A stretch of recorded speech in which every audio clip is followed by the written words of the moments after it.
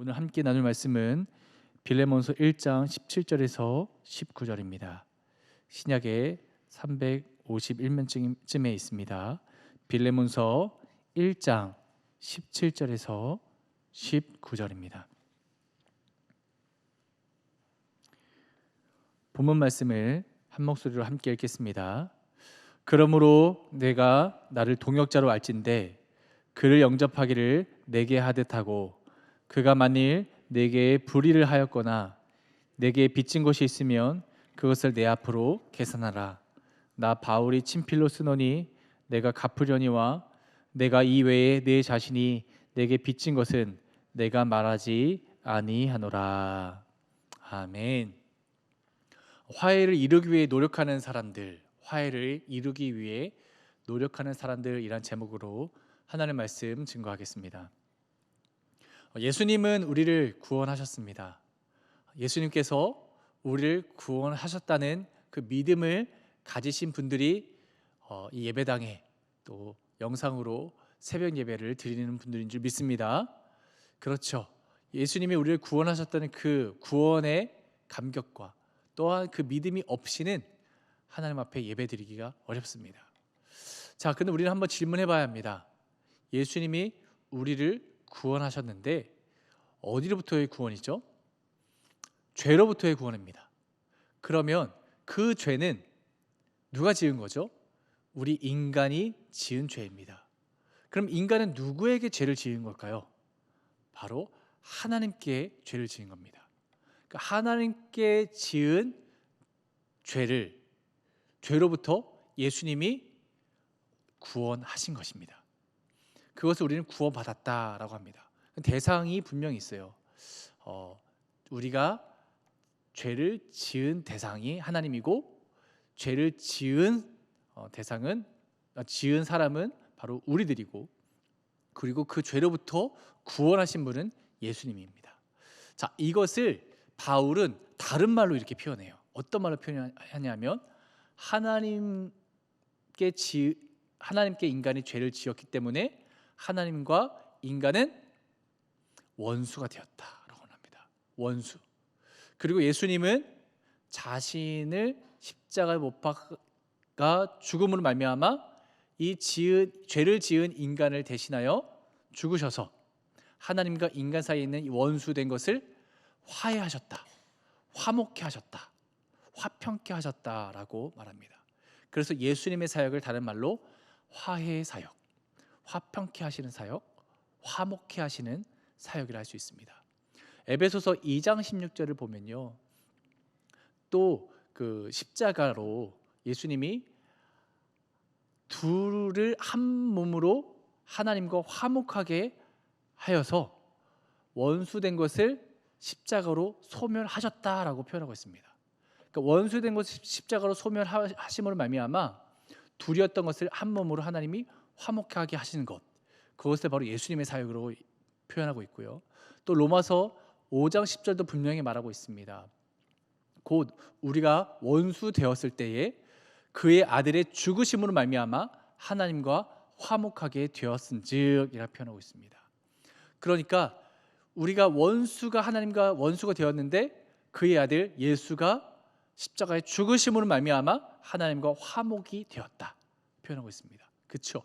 바울은 이렇게 화목하는 사역을 말해주고 있습니다. 자, 바울이 이렇게 예수님의 사역을 화해의 사역, 화목케 하는 사역으로 이렇게 표현하면서, 그렇다면 예수님을 믿는다라고 할 때 바울은 어떻게 믿어야 한다고 얘기할까요? 우리도 예수님처럼 화해의 사역, 화평케 하는 사역, 화목케 하는 사역을 해야 한다라고 말하고 있습니다. 자, 왜 그럴까요? 여러분은 누구를 믿습니까? 하나님을 믿는 거죠. 자, 하나님과 우리 사이가 원수되었던 것이 예수님을 통해서 화목케 되었어요. 자, 그러면 구원받았다라는 것은 즉 화목케 된 것인데, 하나님과 우리가 화목케 되었다는 것을 믿는 사람들이 곧 구원받은 사람들이죠. 그렇다면 하나님과 화목케 된 사람들의 특징이 무엇이니까요? 하나님을 믿는 다른 사람들과도 화목케 되어야 하는 거예요. 왜냐하면 하나님은 한 분이시기 때문에 그래요. 공통분모입니다. 다른 분이 아니에요. 여러 하나님이 있는 게 아니에요. 유일하신 딱 하나님 한 분이세요. 이 하나님 한 분과 각 사람이 연결되어서 화목이 이루어진 것이죠. 그렇다면 이 한 분 하나님으로 말미암아 하나님을 믿는 모든 사람들도 다 어떻게 되냐면 화목해 되어야 하는 거예요. 화평케 되어야 한다는 거예요. 그러니까 내가 예수님을 통하여 하나님을 믿게 된다, 구원받는다라고 할 때에 우리가 하나님을 믿는 사람들끼리 아직 화목이 없다, 화평이 없다. 이것은 굉장히 큰 문제입니다. 이것은 반드시 우리가 해결해야만 하는 문제입니다. 하나님은 그것을 나를 믿는 사람들이라고 표현합니다. 하나님을 믿는 사람들 누구다? 하나님을 같이 믿는 사람들끼리도 화목을 이루는 사람들이다 할 수 있습니다. 왜냐하면 그래서 바울은 오늘 이 빌레몬서가 기록된 목적에도 이 화목과 화평을 이루기 위해 노력을 하고 있어요. 빌레몬과 오네시모가 화평이 깨졌습니다.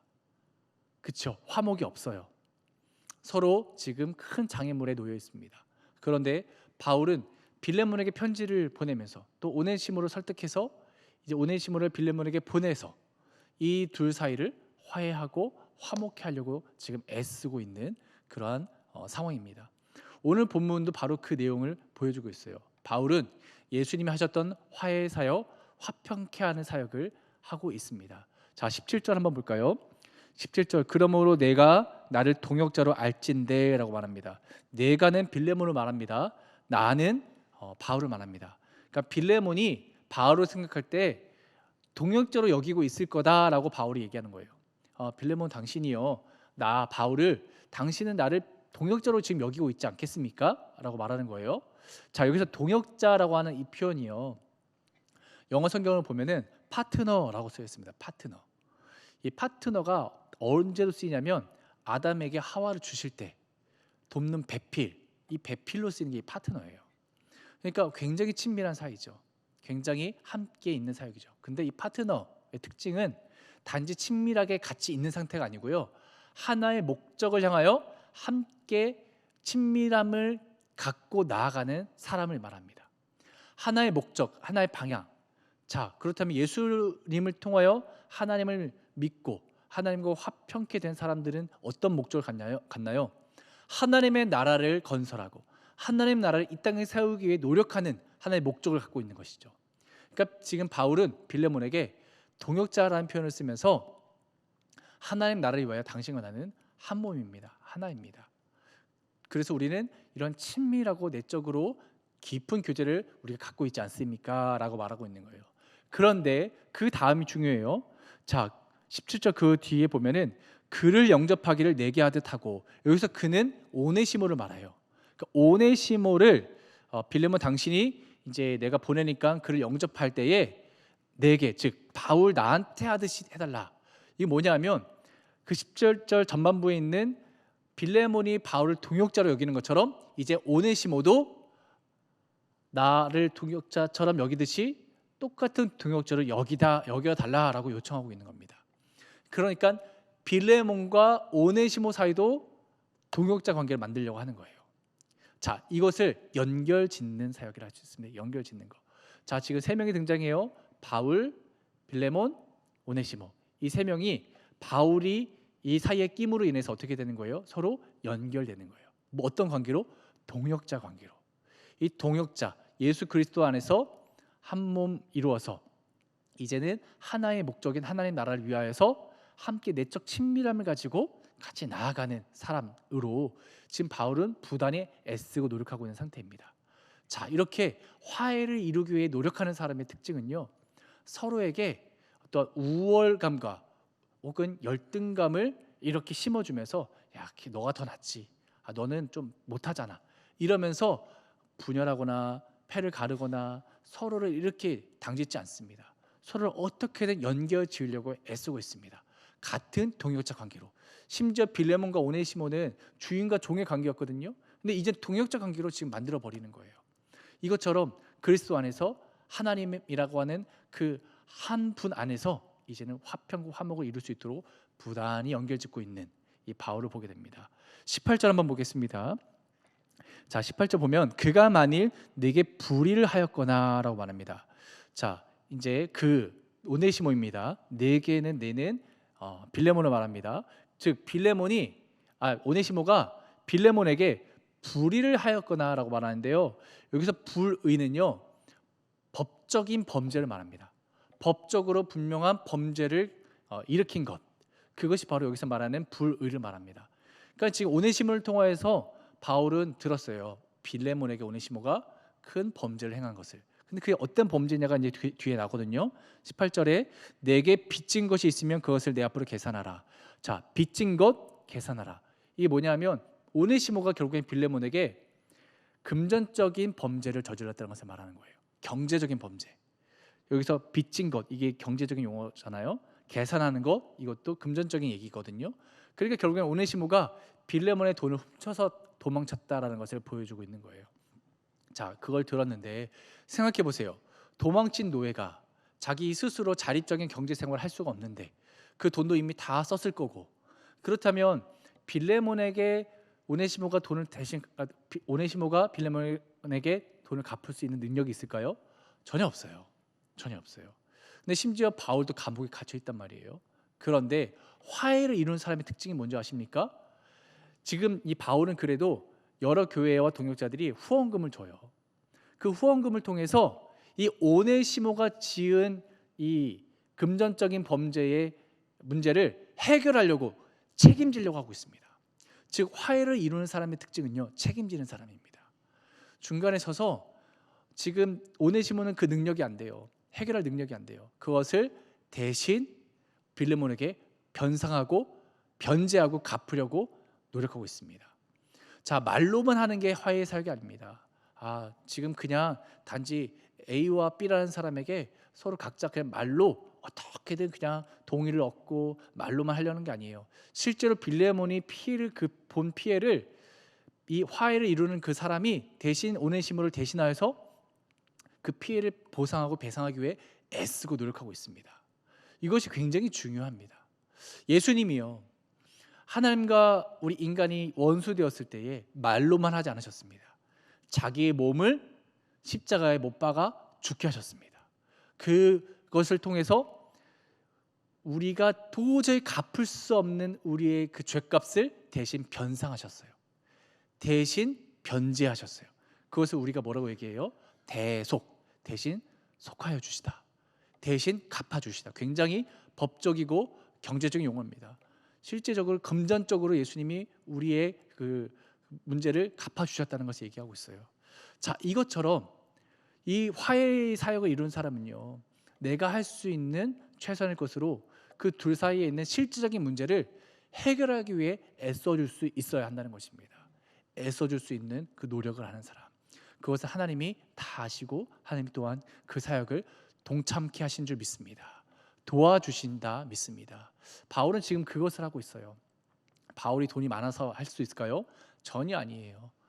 부족하고 자기도 어려움이 있지만 그것을 행하는 그 모습과 노력을 통하여 주님은 또 일하신다고 그는 믿고 있는 것입니다. 자, 19절 한번 보겠습니다. 19절에 나 바울이 친필로 쓰노니라고 하고 있습니다. 나 바울이 친필로 쓰노니. 이게 무슨 말을 하는 걸까요? 그러면 바울은 여태까지 친필로 안 썼다는 얘기일까요? 맞습니다. 바울은 그 앞까지 자신이 직접 자신의 글씨로 쓰지 않았다는 것을 말하는 거예요.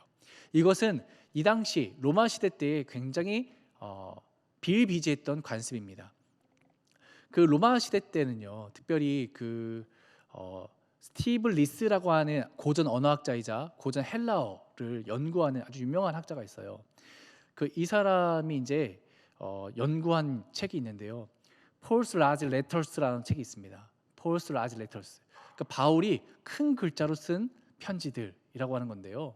이게 뭐냐면 이 로마 시대 때에 대체로 이 편지나 시를 쓸 때는 대필자들을 많이 고용했대요. 대필자들.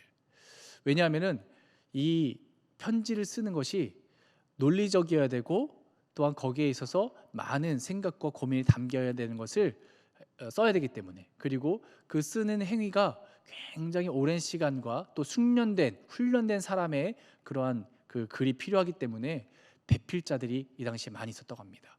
그래서 이 대필자를 통해서 쓰고 마지막에 그 바울이 갈라디아서 6장 11절을 보면 내가 큰 글자로 너희에게 쓰노니 이런 표현이 있거든요. 큰 글자로 너희에게 쓰노니. 그러니까 마지막 편지의 말미에 실제로 자기가 저자가 자기의 말을 이제 글로써 서명하듯이 쓰는 부분이 있다는 거예요. 자, 그러면 이것은 왜 그렇게 썼냐라고 연구해 보니까 특별히 대필자를 통해서 쓰지만 대필자가 자기의 생각을 갖고 쓰는 게 아니라 원 저자의 생각을 반영해서 그대로 이제 쓰는 거거든요. 근데 중요한 것은 좀 더 이 편지에 내 감정과 내 마음을 담아 좀 더 이 편지를 받는 사람으로 하여금 자기 친필로 쓸 만큼 나에게 이만큼 편지에 정성을 다하고 있구나.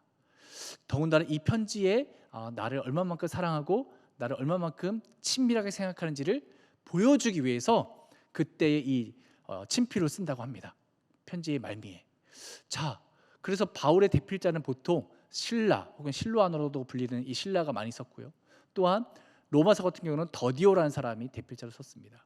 그러나 이 갈라디아서 그리고 혹은 고린도전서, 데살로니가 후서, 골로새서, 그리고 오늘 우리가 보는 이 빌레몬서 같은 경우는 서신서 끝에 바울이 내가 친필로 썼다, 내가 큰 글자로 쓴다, 이런 표현을 쓰고 있어요. 이것은 뭐냐면 그만큼 이 편지를 받는 사람으로 하여금 자신의 마음과 뜻을 담으려고 애썼다는 거예요. 그런데 여기에는 또 하나의 기능이 있습니다. 어떤 기능이 있냐면 리스라는 학자에 의하면 여기에는 법적인 효력도 있다는 거예요. 왜냐하면 이 친필은요, 우리가 만약에 부동산에 계약을 한다 하면 도장을 찍거나 사인을 하잖아요. 그 서명의 기능이 있다는 거예요. 그러니까 법적으로 어떤 효력이 발생하는 아주 공적인 문서가 될 수 있다는 거예요. 자, 그런데 오늘 19절에 여러분, 나 바울이 친필을 쓰노니, 그 다음에 뒤에 뭐라고 나오냐면 내가 갚으려니와라고 하는 거예요.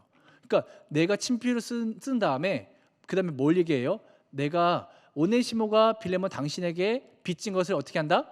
대신 갚겠다라는 것을 도장을 꽉 찍는 거예요. 친필로 써서 사인을 하고 있는 거예요.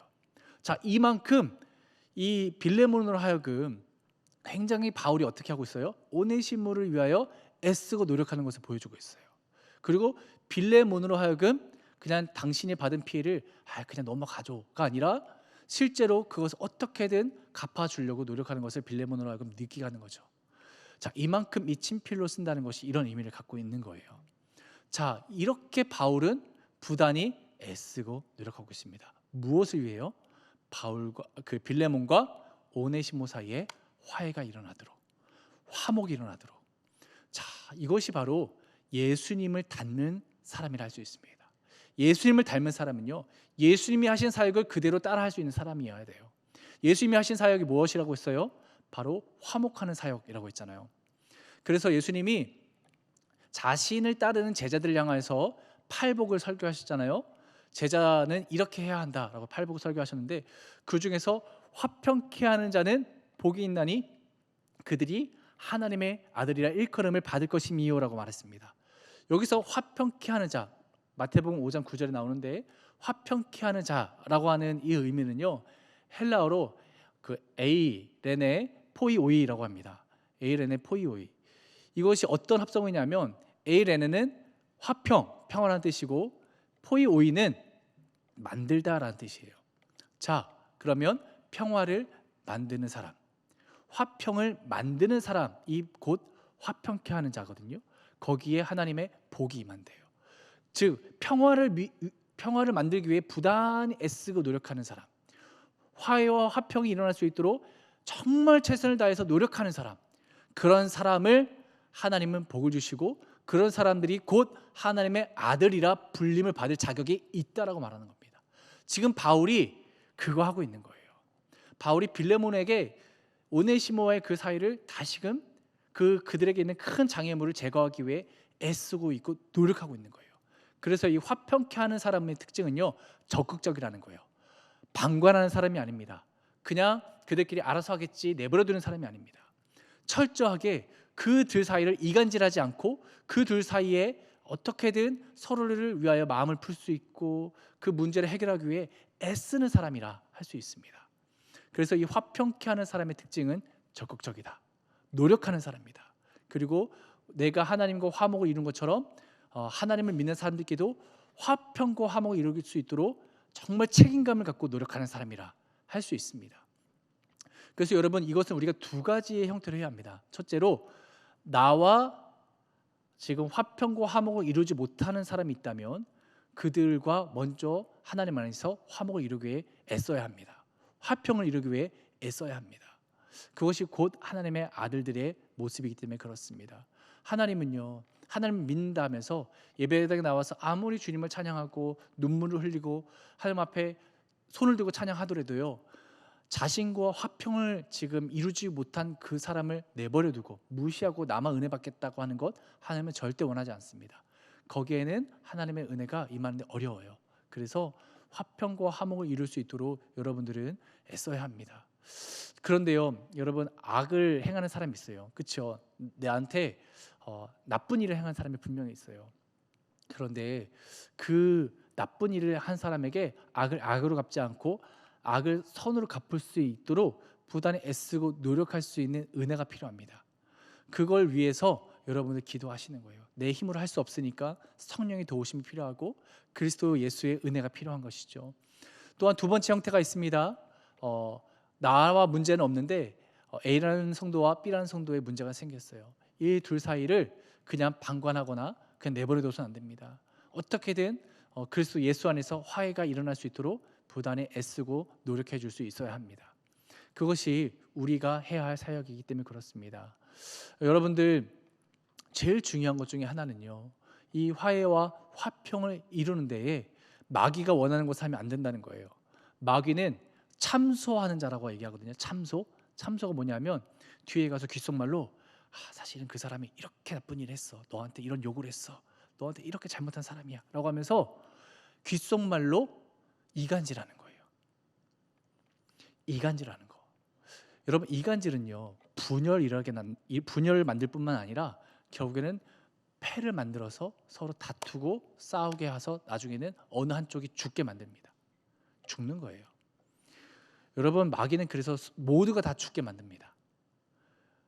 여러분은 죽이는 말을 하십니까? 살리는 말을 하십니까?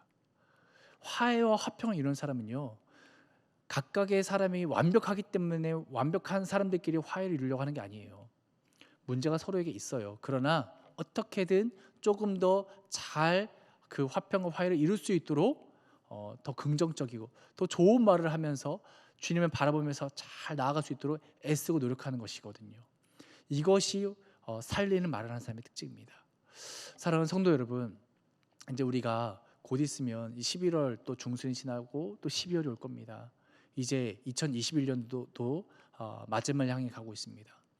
우리 안에 화평과 화해를 이루지 못한 사람이 있다면 올해가 가기 전에 예수님께 의지하고 기도하면서 정말 이 화목이 일어날 수 있도록 기도하시길 바랍니다. 주님의 은혜로 말미암아 화해가 있길 소망합니다.